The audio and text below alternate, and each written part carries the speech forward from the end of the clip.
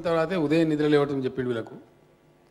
మీరు శారీరక కష్టం చేయడం కాదు, మనసుతో కష్టం చేయడం మీకు బుద్ధి లేదు అని చెప్పిన పద్ధతిలో ఆంధ్రప్రదేశ్ ముఖ్యమంత్రి గారు మన రాజమండ్రిలో కామెంట్ చేశారు. దీన్ని ఏమనుకోవాలా, ఏ రకమైన సంస్కారం అనుకోవాలా? వారి విజ్ఞతకే వదిలిద్దామని అనుకున్నాం. కేసీఆర్ను ఒక మాట అంటే నేను పడగలను, కానీ తెలంగాణ సమాజాన్ని అంటే మాత్రం పడే ప్రశ్న ఉత్పన్నమే కాదు. తెలంగాణ సంస్కారాన్నో తెలంగాణ సమాజాన్నో ఎవరైనా సరే ఈ ప్రపంచంలో బీలిటిల్ చేస్తే ఎంతవరకైనా వెళ్తాం, కానీ ఊరుకోమని చెప్పుకునే సందర్భంగా నేను ఒక హెచ్చరిక కూడా చేస్తాను.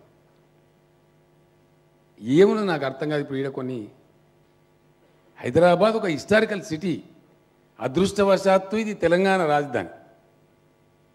తెలంగాణ రాజధాని హైదరాబాద్లో ఉంది. అది మన పూర్వజన్మ సుకృతం, మన పెద్దలు చేసిన కృషి, అనేకమైనటువంటి తరతరాల కృషి రంగరించిన రక్తం స్వేదం యొక్క ఫలితం ఈ హైదరాబాద్ నగరం. దాశరథి యొక్క స్ఫూర్తి ప్రతి తెలంగాణ వ్యక్తిలో నిబిడీకృతమై ఉంది.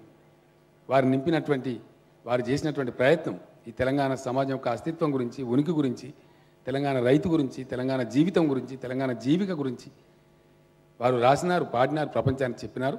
ఈరోజు గొప్పగా మనందరం కూడా దాశరథి గారి జయంతి నిర్వహించుకున్నాం. చాలా సంతోషం. ఇంకా ఇట్లా మన తెలంగాణ కవుల ప్రతిభను సురవరం ప్రతాపరెడ్డి గారికి సంబంధించి, ఇతరులకు సంబంధించి చాలా వెలికి తీయాల్సి ఉంది. పెద్దలు నారాయణ రెడ్డి గారి దగ్గర నేను శివారెడ్డి గారు కలిసి వెళ్తాం, మా శ్రీనివాసాచార్య గారు అందరం కలిసి వెళ్తాం.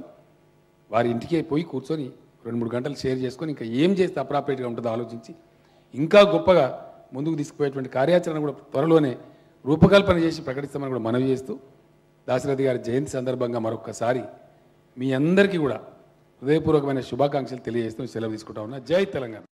నిన్న మన గౌరవ ముఖ్యమంత్రి గారు రాజధానికి సంబంధించిన మాస్టర్ ప్లాన్ని రిలీజ్ చేయడం మనం అందరం కళ్ళారా చూసాం. ఆయన విడుదల చేసిన ఆ సీడీని చూస్తుంటే ఏ మగధీర సినిమానో, ఏ బాహుబలి సినిమా ట్రైలర్ చూసినట్టుంది. ఏ మగధీర సినిమానో, ఏ బాహుబలి సినిమా ట్రైలర్ చూసినట్టుంది.